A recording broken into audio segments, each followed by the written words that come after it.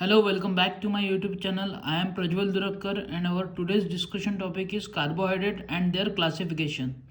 So first of all, definition of carbohydrates. Carbohydrates are optically active polyhydroxyaldehyde or polyhydroxyketone or the compound that can be hydrolyzed to polyhydroxyaldehyde or polyhydroxyketone. So इसका meaning क्या हुआ है कि carbohydrates are optically active means जब भी हम उस पर प्लेन पोलराइज लाइट बीम अगर डालते हैं तो वो एक तो क्लॉकवाइज और एंटी क्लॉकवाइज घूमेगा। ऐसे कंपाउंड्स को हम बोलेंगे ऑप्टिकली एक्टिव कंपाउंड्स। और पॉलीहाइड्रोक्सी अल्डिहाइड का मीनिंग होगा कि poly means many and hydroxy means OH group और अल्डिहाइड मीन्स अल्डिहाइडिक ग्रुप होगा उसमें। Means poly means many, hydroxy group, many hydroxy group with aldehydic group और many hydroxy group with ketonic functional group. ऐसे compounds को हम क्या बोलेंगे? Carbohydrates बोलेंगे। और नहीं तो ऑन हाइड्रोलिसिस, किसी भी कंपाउंड का हाइड्रोलिसिस करने के बाद अगर हमें पॉलीहाइड्रोक्सी अल्डिहाइड और पॉलीहाइड्रोक्सी कीटोन मिल रहा है तो ऐसे कंपाउंड्स को हम बोलेंगे कार्बोहाइड्रेट्स। एक शॉर्ट हिस्ट्री देखते हैं। अर्लियर क्या था? Early chemists noticed that carbohydrates had molecular formula which could be represented as CxH2O by Y। ऐसा मॉलिकुलर फार्मूला अर्लियर केमिस्ट ने नोटिस किया था। बट क्या हुआ? Carbohydrates are considered as compound in which carbon is surrounded by water molecule, hydrates of carbon, hence the name carbohydrate. Carbohydrates को पहले नाम क्यों दिया गया था? क्योंकि एक कार्बन एटम को वाटर मॉलिक्यूल सराउंड कर रहा था, ऐसा उनको देखने को मिला। तो उन्होंने कार्बोहाइड्रेट्स को नाम दिया हाइड्रेट्स ऑफ कार्बन। जैसे कि ग्लूकोज के स्ट्रक्चर में देखेंगे हम C6H12O6 is considered as C6H2O/6। तो यही फॉर्मूला हुआ CxH2O/Y। वही सुक्रोज में भी C12H22O11 is considered as C12H2O/11. But later study revealed that these compounds were not hydrates of carbon because they did not contain free water molecule। बाद में study में क्या देखने को मिला कि कंपाउंड्स में हाइड्रेट्स ऑफ कार्बन नहीं दिख रहे, मतलब कार्बन एटम सराउंड नहीं हो रहे थे वाटर मॉलिक्यूल को, या फिर फ्री वाटर मॉलिक्यूल नहीं दिख रहे थे।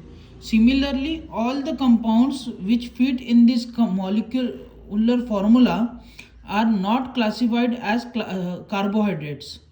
जैसे फॉर्माल्डिहाइड हो गया, एसिटिक एसिड हो गया, वो फिट तो हो रहे थे फॉर्मूला में बट वो कार्बोहाइड्रेट्स नहीं थे। वही रेमिनोज का फॉर्मूला फिट नहीं हो रहा था बट रेमिनोज इज कार्बोहाइड्रेट। C12H22O5 रेमिनोज का फॉर्मूला हुआ। सो ये हुआ था हिस्ट्री में। तो क्लासिफिकेशन देखेंगे हम।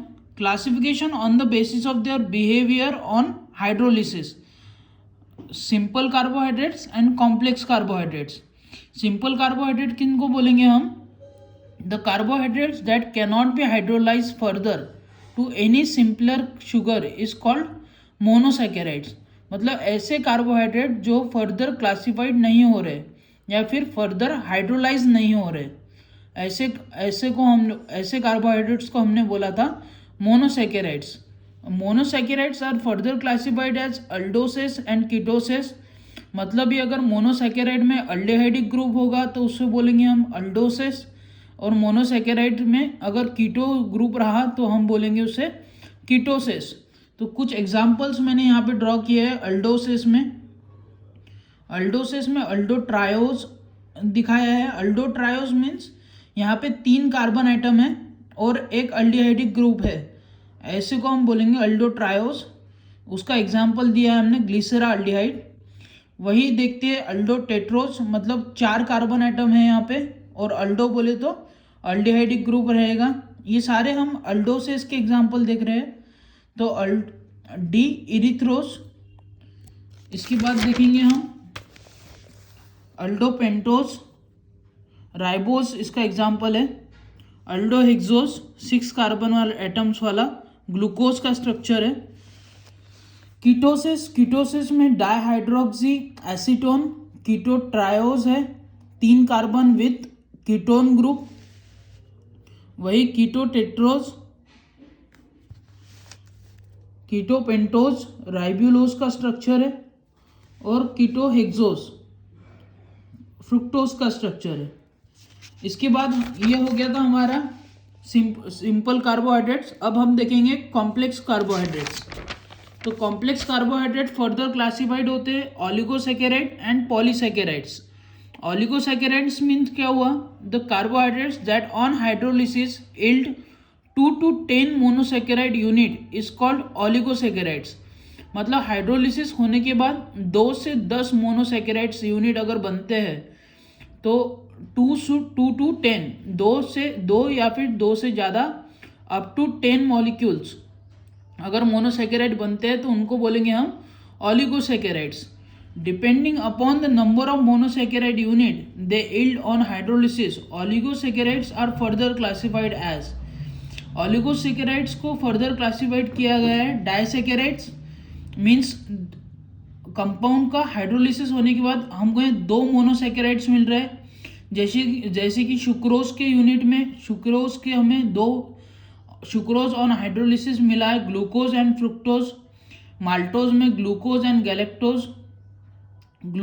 ग्लूकोज लैक्टोज में हमें मिला है ग्लूकोज एंड गैलेक्टोज का यूनिट। वैसे ट्राइसैकेराइड्स रैफिनोज का हाइड्रोलिसिस करने के बाद हमें 3 मॉलिक्यूल मिले हैं, इसलिए हमने बोला है इसको ट्राइसैकेराइड्स, ग्लूकोज फ्रुक्टोज एंड गैलेक्टोज। वही टेट्रासैकेराइड्स में स्ट्रेचियोज में हमें ग्लूकोज फ्रुक्टोज गैलेक्टोज और गैलेक्टोज के 2 मॉलिक्यूल मिले हैं। ऐसे 4 मॉलिक्यूल मिले ऑन हाइड्रोलिसिस, 4 मोनोसैकेराइड्स मिले। इसके बाद पॉलीसैकेराइड्स क्या होता है, पॉलीसैकेराइड्स ये हुआ है क्लासिफिकेशन कॉम्प्लेक्स कार्बोहाइड्रेट्स में ऑलिगोसैकेराइड और पॉलीसैकेराइड। तो अब हम देखेंगे पॉलीसैकेराइड्स को। तो पॉलीसैकेराइड्स के डेफिनेशन क्या हुआ, a carbohydrate that on hydrolysis in large number of monosaccharide units is called polysaccharide. जैसे कि स्टार्च हो गया, सेल्यूलोज हो गया। मतलब यहाँ पे हमें गिनती नहीं है, 10 से ज़्यादा मिलेंगे और large number of monosaccharides unit मिलेंगे, ऐसे को हम बोलेंगे पॉलीसैकेराइड्स।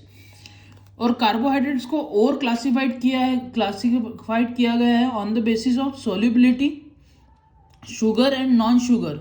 अगर शुगर है तो they are crystalline, sweet to taste and soluble in water. Sugar अगर होता है तो सोल्यूबल इन वाटर है, example monosaccharides and oligosaccharides. Non sugar बोले तो they are amorphous, tasteless and insoluble in water. अगर insoluble इन वाटर है तो नॉन शुगर, एग्जाम्पल पॉलीसैकेराइड्स। इसके बाद और कार्बोहाइड्रेट्स को क्लासिफाई किया गया है reducing sugar and non reducing sugar.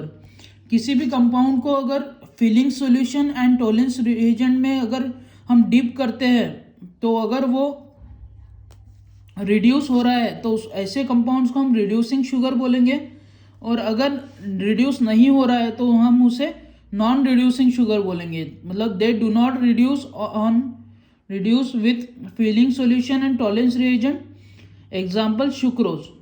I hope आपको समझा होगा पूरा। मैं एक बार फिर से रिवाइज कर देता हूँ। पहले हमने देखा था डेफिनेशन, उसके बाद शॉर्ट हिस्ट्री देखा है।